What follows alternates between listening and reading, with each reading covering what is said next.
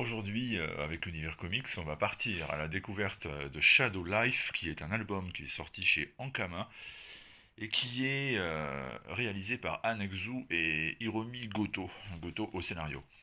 Eh bien, c'est un album qui nous a vraiment beaucoup plu. Alors, sur la couverture, vous avez un personnage ici, là, qui est une dame âgée avec un aspirateur. Alors, ça peut paraître très étrange, mais en fait, ce personnage, donc, qui n'est autre qu'une certaine Kamiko, c'est une vieille dame que ses filles ont placée dans une maison de retraite et qui n'accepte pas l'idée de finir sa vie de cette façon.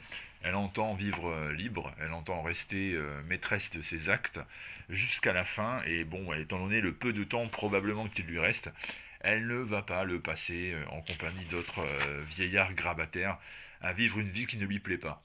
C'est donc une ode à la liberté, à l'envie de faire ce qui nous chante, de vivre bien, de vivre selon ce qu'on a vraiment envie de faire. Et cette histoire, elle prend son envol donc lorsque cette vieille dame décide de quitter la maison de retraite sans le dire à personne, sans prévenir ses enfants. Elle s'installe dans un appartement et elle décide malgré tout de rester là seule.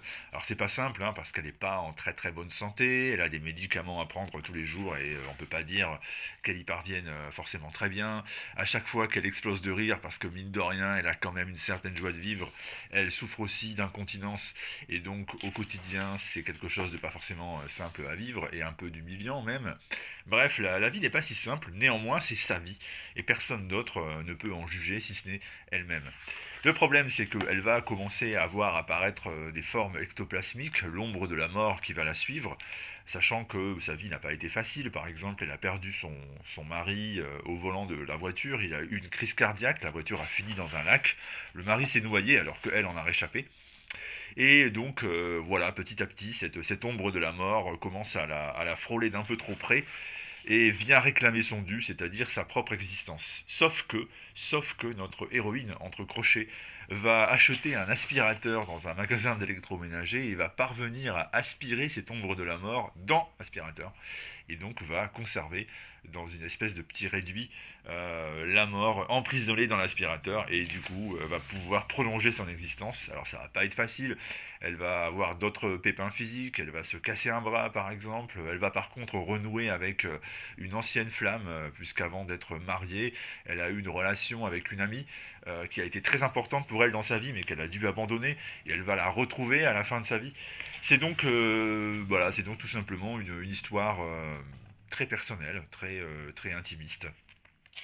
Très touchante d'ailleurs, c'est ça qui fait la force de Shadow Life, et qui est dessinée d'une manière épurée, c'est-à-dire qu'on est vraiment dans un manga épuré avec un dessin qui fait surtout ressortir les émotions.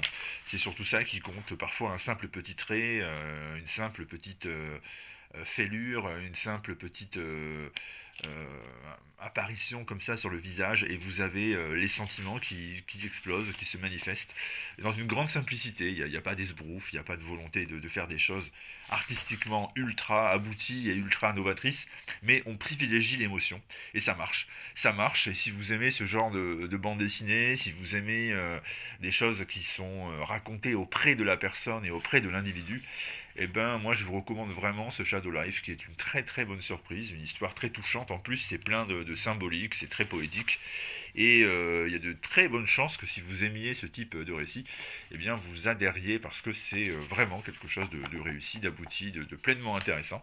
Donc ça s'appelle Shadow Life, c'est sorti chez Ankama, donc je vous répète, et c'est quelque chose qui mérite grandement qu'on s'y intéresse. C'est pour ça que je vous l'ai présenté aujourd'hui en vidéo. A très bientôt, ciao.